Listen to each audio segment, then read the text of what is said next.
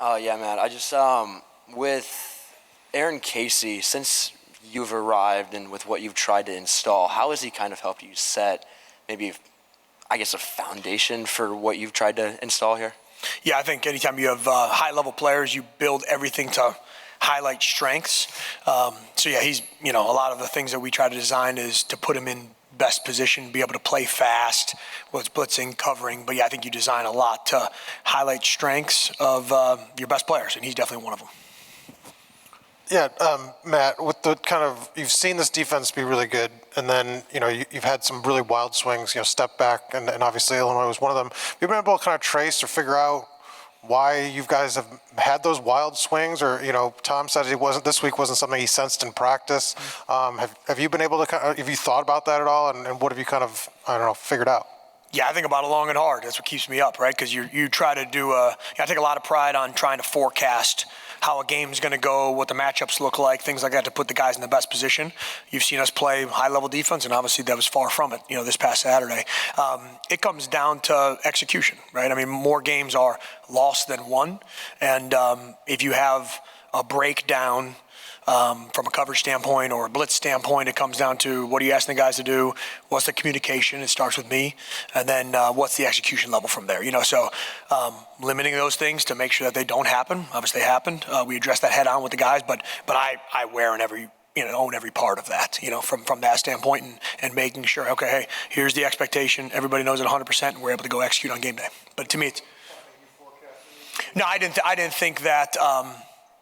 I thought that we were trending in the right direction from, you guys have seen it. You're there every single week, from 2 weeks ago, or I know we didn't finish the Penn State game, but you've seen, what our defense has done. And, obviously we didn't execute. We didn't get it done from that standpoint. So it goes back to me, your teaching method, base fundamentals, and being able to communicate and execute the call.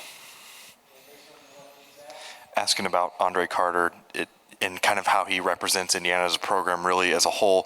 What's your relationship like with him, and kind of what were your first impressions of him when you first got to know him? Yeah, first impressive as a man. He's a grown man, and he's a guy who cares about other people. He's selfless. It's not about him. He does what we ask him to do. So yeah, I would say the first thing is, a lot of respect for who he is as a person. And obviously I was brand new coming here. He's brand new coming here. Really wasn't involved in the recruiting process. Had been done before I got here. But yeah, first, a lot of respect for who he is as a person, and then as a player, a disruptive force. He's done a lot of good things.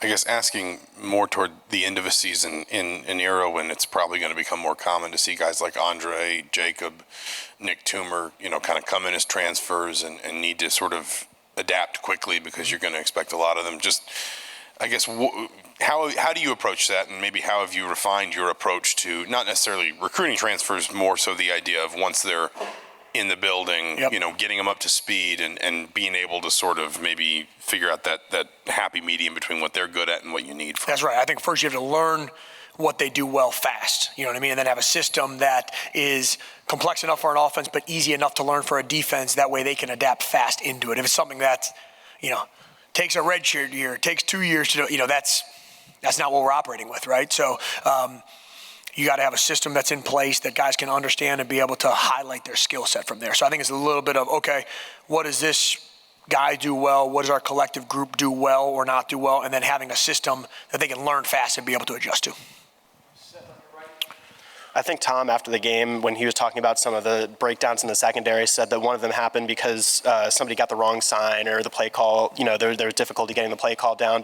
I was wondering if you could elaborate on what happened there. Yeah, for sure. It starts with me from a communication standpoint, and clear lines of communication of getting a call down, getting it signaled, from that standpoint. I take a lot of pride in getting calls fast enough for our guys to be able to line up and execute. And there was one that our chain of communication wasn't clean enough to be able to get it to the guys from that standpoint. So I own every bit of that, and don't expect that to ever happen again, and it can't happen. Yeah, I guess in regards to that, what's kind of the approach this week in practice to try to iron some of those things out and make sure that doesn't happen again? Yeah, for sure. I think it goes back to when we come up with our menu for a game, making sure that it's airtight and everybody knows every piece of that, and making sure that it's got things our guys can execute and highlight their skill set from there. Right? So it goes to that, and then it goes to our teaching methods. No different than when we present to the guys. Here's what they do well. Here's how we're going to attack it from that standpoint, and going head on at it. Right, and then making sure that you're repping the things at practice that you need for the game. Anything else for Coach Guerrieri?